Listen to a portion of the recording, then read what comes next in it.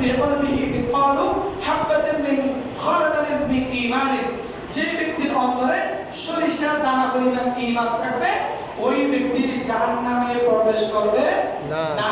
যে ব্যক্তির অন্তরে কি পরিমাণ সরিষার দানা পরিমাণ। এরপর আয়াতে বলা হচ্ছে ওয়ালা ইয়াদখুলুল জান্নাতা, ওই ব্যক্তি জান্নাতে প্রবেশ করতে পারবে না আহাদুন ফি কলবিহি মিসকাল হাববাতিন ফি খারদালিন মিন কিবরিন, যার অন্তরে সরিষার দানা পরিমাণ অহংকার থাকবে। কি পরিমাণ? সরিষার দানা পরিমাণ যার অন্তরে অহংকার থাকবে সেই জান্নাতে প্রবেশ করতে পারবে না। আল্লাহ তাআলা বলেন সরিষার, রাসূল বলেন সরিষার দানা পরিমাণ যার মধ্যে ঈমান থাকবে সেই জান্নাতে প্রবেশ করবে।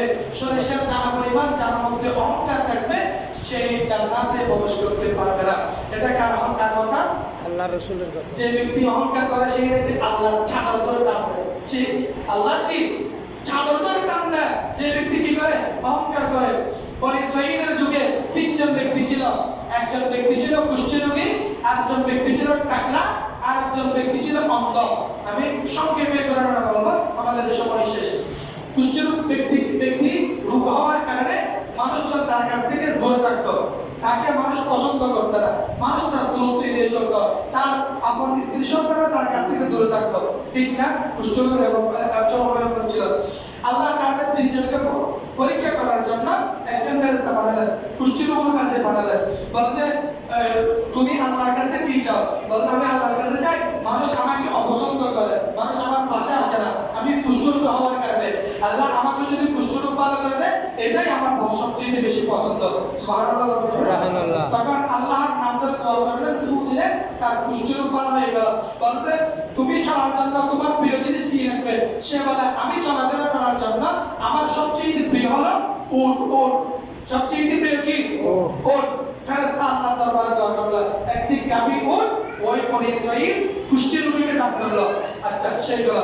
দ্বিতীয় ব্যক্তি কি বলেছিলাম? টাকলা। টাকলা দ্বিতীয় ব্যক্তি। টাকলার কাছে ফেরেশতা আসলো, কি রে টাকলা তুই কি লাগবে? বলতে সবাই আমাকে বলতে বিমানবন্দর বলে, মানে আমাকে মানে হাসি তামাশা করে, আমাকে নিয়ে ঠাট্টা করে, আমাকে নিয়ে অসম্মানী করে। বলতে আমাকে তুমি এই টাকলাটা ভালো করে দাও, মানুষজন আমাকে টুকো দিতে না পারে। কি দিতে না পারে? টুকো দিতে না পারে। তখন ওই টাকলা আল্লাহ ওই টাকলার জন্য ফেরেশতা দোয়া করলো। দোয়া করার পর তার মাথায় চুল গজিয়ে গেল। যার মাথায় চুল না থাকার কথা সেই যখন চুল পেয়ে গেল, তার একটা আনন্দের কোনো সীমা আছে?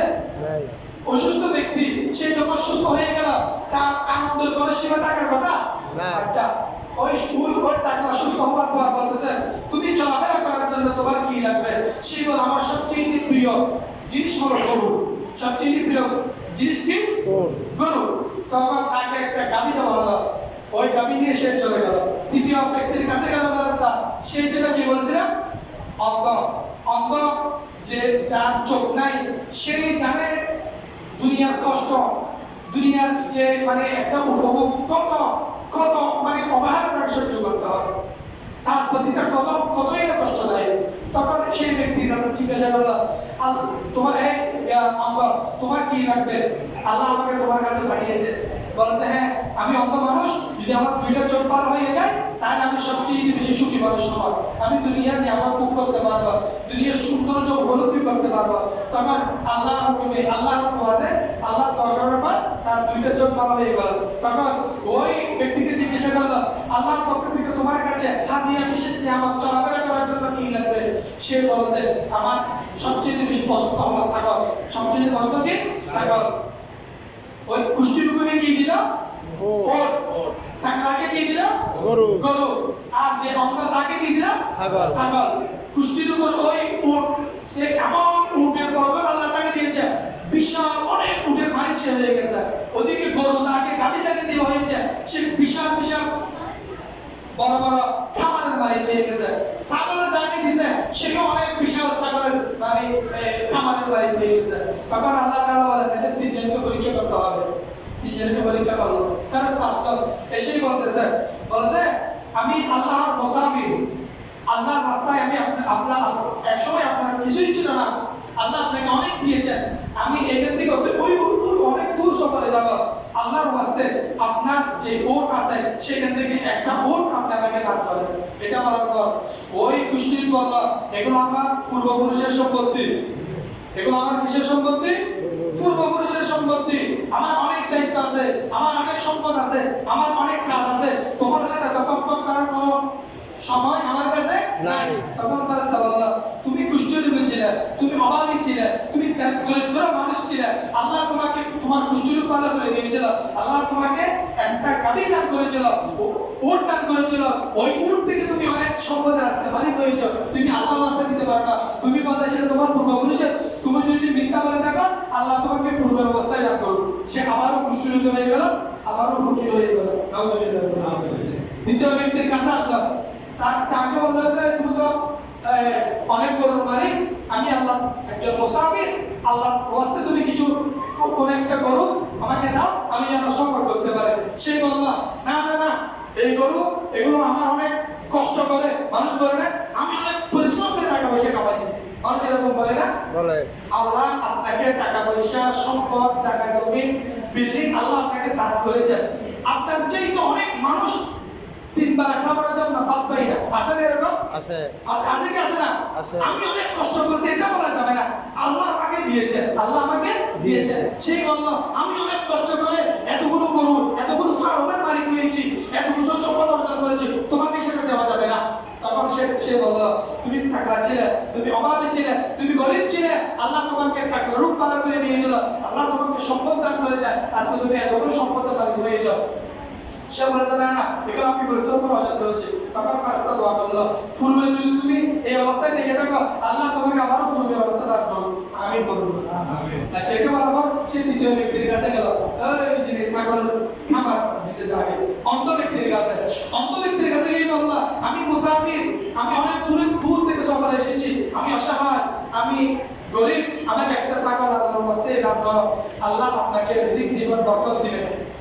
এটা বলার পর সে বলে আমি একসময় গরিব ছিলাম, মানুষ আমার সাথে কি নিয়ে কথা বলতো না, মানুষ আমাকে দাওয়াত দিত না, মানুষ আমার সাথে চলাফেরা করতো না, আমি অন্ধ ছিলাম, মানুষ আমাকে নিয়ে চলতো, আল্লাহ আমাকে চোখ দান করেছেন, আল্লাহ আমাকে রিজিক দান করেছেন, আল্লাহ আমাকে সম্পদ দান করেছেন।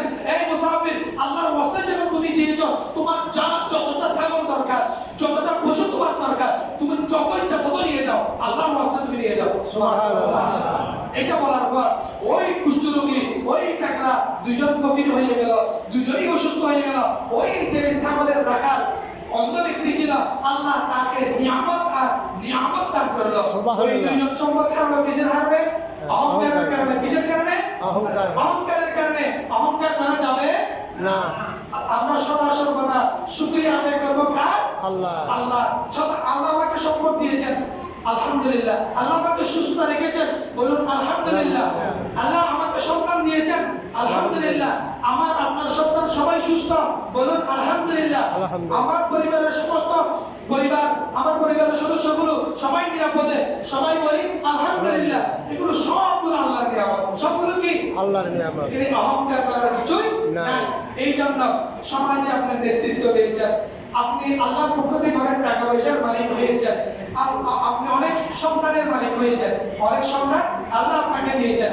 আপনার সন্তান বড় বড় পদে চাকরি করে, বড় বড় জায়গায় আপনার সাথে লিঙ্ক আছে, খবরদার কোনো অবস্থাতে এলাকার অসহায় মানুষদের সাথে হিংসা, অহংকার বশত অবজ্ঞা, অবহেলা, অপদস্থ, অসম্মান করে কোনো প্রকার কথা বলা যাবে না। সেই গরিব হতে পারে, সেই দিনমজুর হতে পারে, সেই শ্রমিক হতে পারে, তারও অধিকার রয়েছে, তারও কি রয়েছে? সমাজে সমানভাবে সম্মানের সাথে চলার অধিকার রয়েছে। তাহলে আল্লাহ তাআলা আমাদের সকলকে অহংকার মুক্ত জিন্দেগি করার তৌফিক দান করুন। আমিন।